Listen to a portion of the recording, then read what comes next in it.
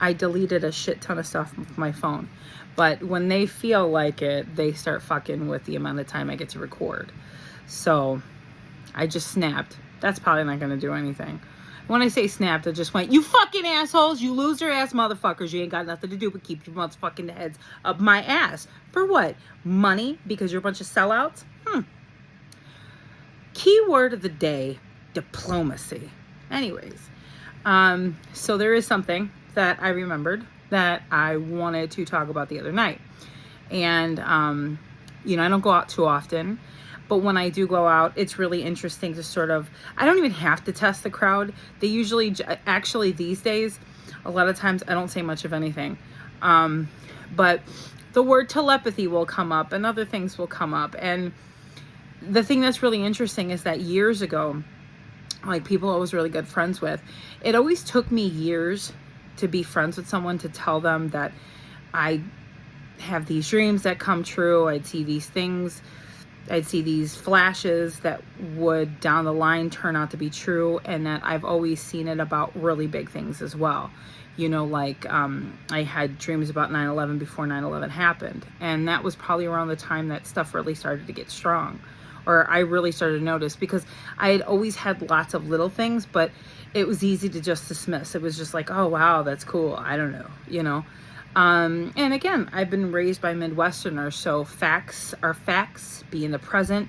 It's what you can prove. And then there's all that other garbage, So I'm kind of back around, to some degree, the sort of minds that I was raised upon. I think that the people that I'm speaking of have actually evolved to be more interesting than these people, but we'll just leave that there for now.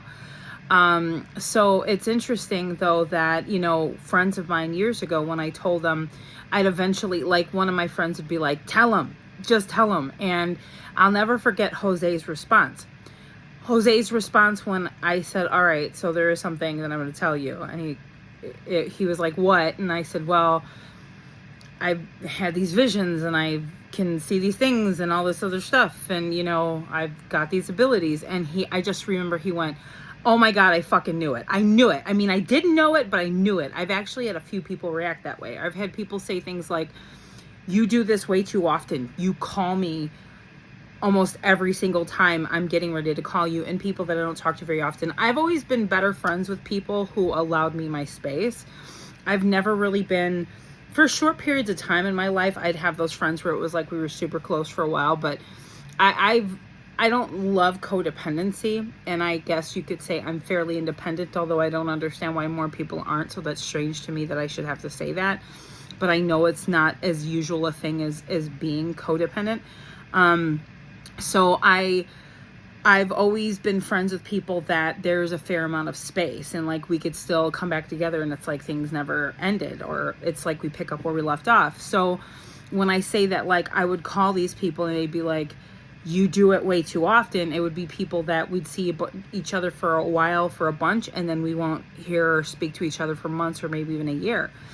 And so I would do that a lot to them. So, and I have clients that have kind of become friends who are like, I have this one who says, you're especially witchy today. Like, your frequency of how much you text me something I was thinking about, and I just started thinking about you. So, I think this is why Larry says all the time, like, you've proven it.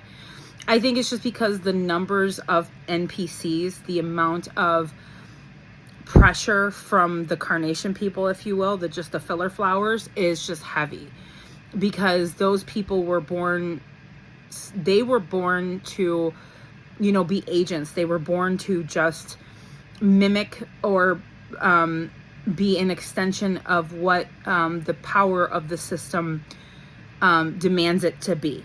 And there's so many of them. And I think that's why. But I mean, really, the reality is I'm not speaking for those people. Those people are always going to be there, and they're always going to be dumb. They're always going to be useless, and they're always going to come back as chum. And it doesn't really matter. But I will say, though, that there are some people who I actually do like, who I can tell are trying to low-key drop in. It's like, yes, we know about what's going on with you. And I know that they have, some level of respect for me. I mean, I think that people are trying to survive right now, and especially in some of the environments that I'm in. So I accept that only because of my own survival situation.